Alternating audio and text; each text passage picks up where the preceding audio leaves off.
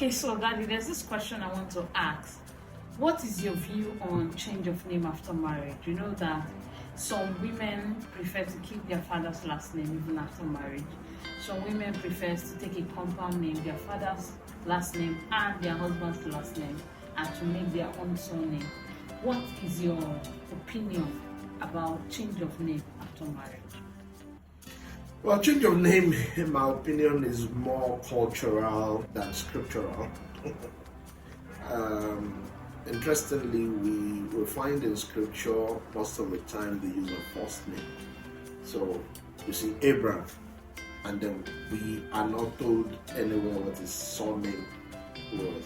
But then we see Sarah, and we're not told what surname she bore after she got married. So my view is that it's more cultural than spiritual or scriptural. Number one, I've seen places where the general culture was or is that people retain their father's surname even when they get married.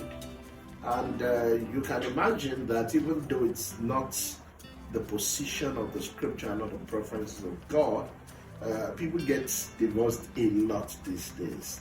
So with that kind of culture, you can imagine that the lady does not go through all the change of name things and all of that.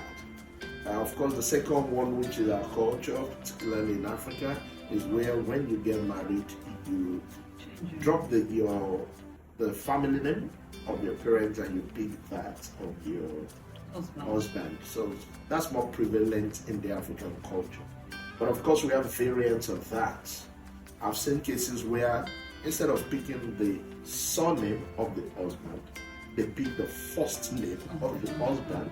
So if the husband, imagine, is David Smith, instead of being Janet Smith, she chooses to be Janet David. So we have seen that variant. We have seen the variant where the lady decides to say, I'm not just going to bear Smith like everybody in the family, I'm going to bear Janet David Smith. Okay, so that was what I did. Yes.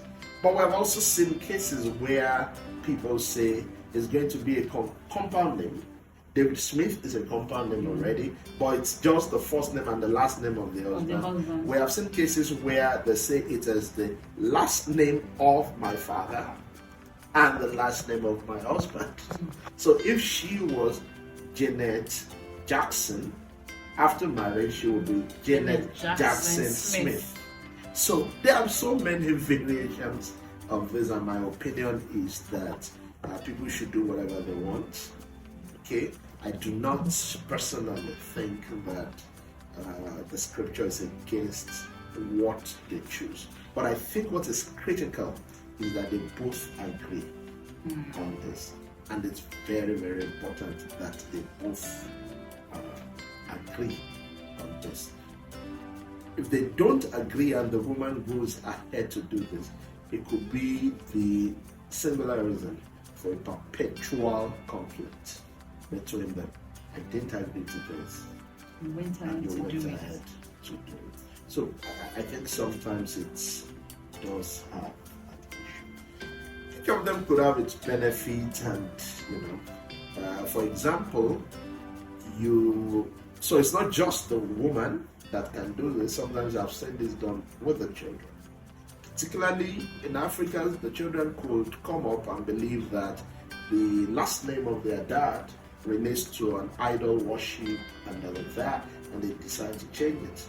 The complication that could arise with things like that is now they don't all bear the same surname, and linking them up as a family could may need to be proven, particularly in legal matters.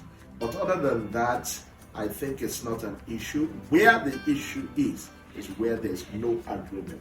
And my view is that if the man does not seem to agree with the woman, they should find a middle balance. And if for any reason, before they get married, they are not able to come to an agreement, and that is a deal breaker for the two of them, they should just stop at this stage.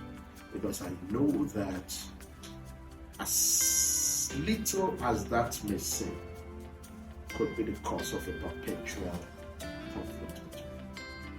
Okay, so my follow-up question will be, does a woman's preference to keep her father's name, does it connote that she will not be submissive in marriage? Because that is what some of the arguments that some men will put up to say, as far as you still want to answer your father's name, whether as a compound name or you want to still retain your father's name, it means that you will not be submissive to me in marriage. For me, that would be what they call in philosophy the fallacy of hasty generalization. And context matters a lot. A woman may decide to maintain the surname of her father because she's the only child. And she doesn't want the lineage of the father to perish. So she decides to maintain that. You can never generalize. Is it enough to determine whether the woman will be submissive or is submissive?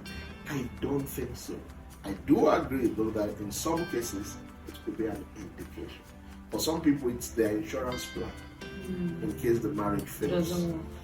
And once you have all those things you have planted, in case we have to divorce after 1 year, in case we have to break up after 2 years, there will always be a reason to break up. So, if your reason is really genuine, you have to be sincere with yourself. If your reason is genuine, I don't think it is always an indication. But I do agree it could be an indication that the woman will not be submissive. Thank you very much.